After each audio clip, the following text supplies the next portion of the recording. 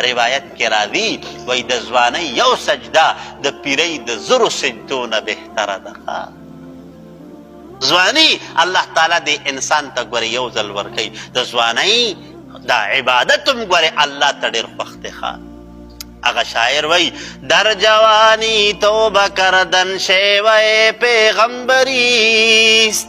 په ځوانۍ کې چې الله ته توبه وباسله که نه وی دا خو د انبیاو شیوه ده. او هر چې بوډاوالی شي نو چې زمری هم د لادو باندې پرېوځي او ښکار نه شي کولی نو سټې داسې ښیي وایي زه پیر یم وایي زه پیر یم. لهذا په بوډاوالي کې چې انسان بل څه نه شي کولی نو بس دقه ټیم کې سره په دقه ټیم کې وایي بس هغه بس جومات کې ناست دي. نو حالانکې د ځوانۍ عبادت تا ګورې سره ډېر قیمتي شی دی. رسول الله مبارک ارشاد فرمایي وایي اووه کسان داسې دي چې هغوی ته به الله تعالی د قیامت په ورځ د خپل رحمت د عرش ته سوري لاندې سوری ورکوي. شاه منصور باباجي به طالبانو ته وي طالبانو ګورې خپلې نمبرې پکې شمارئ خپلې نمبرې پکې شمارئ چې تاسو پکې چې کوم نه هغه څو نمبرې به پکې حاصلوي. نو په هغې کې یو په هغې کې هغه انسان دی چې کوم څه کوي وشاب نشأ فی عبادت الله. هغه ځوان دی چې خپله ځواني د الله د رضا دپاره د الله په عبادت کې زړه کړي.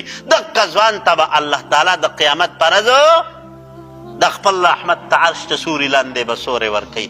دویم پکې هغه صدقه کوونکی دی چې کوم صدقه مخفیه ورکوي، پټه صدقه ورکوي. دریم ورجل قلبه معلق بالمساجد. دریم هغه انسان دی چې د هغه زړه جومات سره تړلی زړه جومات سره تړلی. او بل امام عادل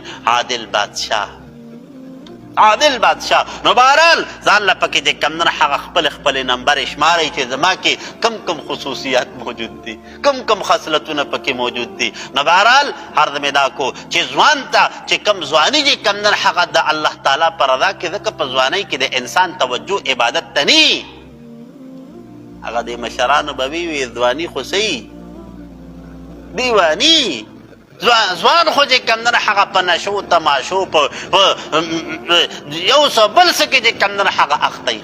د ځوان دقې طرف ته توجه وي. ځوان ته دقه ټیم کې الله څه یادي وي خو چې دقه ټیم کې یو انسان ته الله یاد شي که نه دغه ټیم کې د الله تعالی هغه یرې پړه کې راله.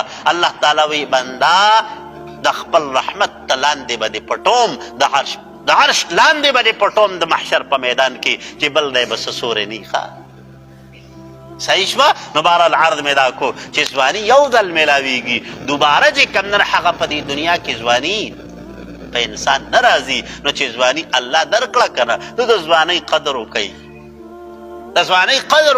زمونږ ځوانان چې که نه نو څوک چې کوم نه هغه په دې فکر کې یورپ ته به څنګه ځم، څوک په دې فکر کې دولت به څنګه ډېر ګټم، څوک په دې فکر کې چې زه به کاروبار به چې کوم نه هغه څومره ډېر کوم، پیسې به څومره ډېرې پیدا کوم.